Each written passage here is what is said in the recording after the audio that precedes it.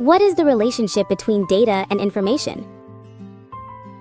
When we open a weather app in the morning, we see many numbers. It shows things like a temperature of 3 degrees Celsius, humidity of 40%, a fine dust level of 85 micrograms per cubic meter, and a 60% chance of rain. But we do not go out to start our day carrying those numbers themselves. We read the numbers and think, I think I need a padded coat today, or it might rain, so I should take an umbrella with me. This is where the difference between data and information appears. Data are the values or records we obtain through observation and measurement. Information is what we get after we organize and interpret those data so that we can use them to make a choice. Even the same number becomes information the moment it helps us decide something. This becomes clearer when we think about weather forecasting.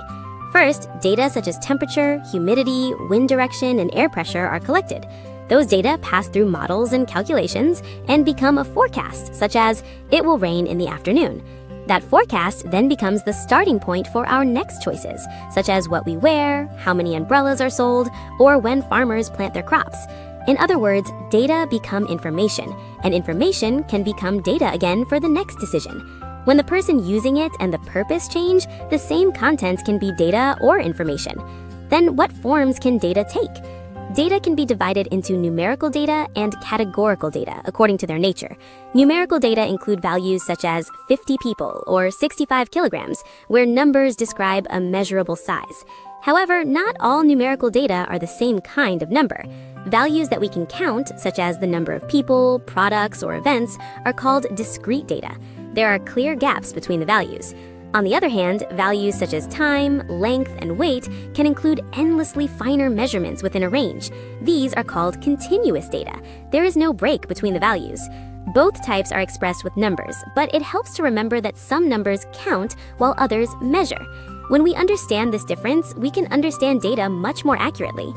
Categorical data include things such as blood type, gender, grade level, place of residence, and preferences. They are divided into categories. But even here, not all categories are the same. When there is no order between the categories, such as blood type or hometown, they are called nominal data. We cannot say that blood type A is bigger than type B, or that New York City is higher than London. On the other hand, when the categories have an order, such as satisfaction levels, ratings, or age groups, they are called ordinal data.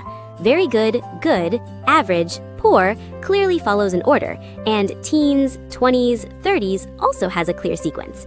We often attach numbers to categorical data. For example, labeling male as 1 and female as 2 can make organizing easier. However, we should not add or subtract those numbers as if they were numerical data. Those numbers are only labels, and they often do not represent size. These days, we also divide data according to how they are stored. Data with fixed spaces, like a table, which are easy to search, count, and update, are called structured data. In contrast, data such as text, photos, audio, and video do not have a consistent form and are called unstructured data. Unstructured data can be harder to handle, but that does not mean they cannot be analyzed. It simply means they are harder to calculate directly like a table. That is why, today, we use artificial intelligence and big data technology to find patterns and draw meaning from these kinds of data. However, there is one important thing we must remember. Information does not come from any data. Rumors or guesses might sound believable, but if the supporting data are unclear, it is difficult to call them information. Information fundamentally requires accuracy and reliability. Information also has different characteristics.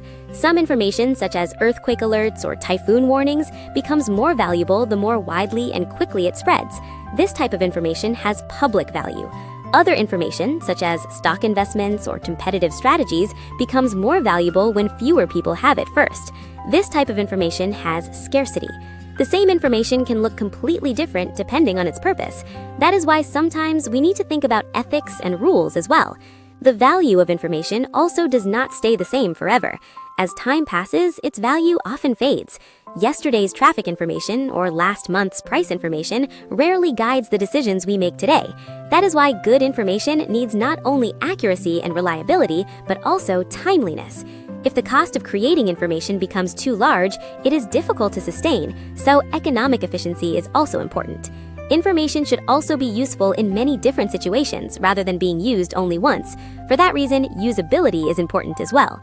Good information is not simply something that is correct. It is something we can use at the moment we need it.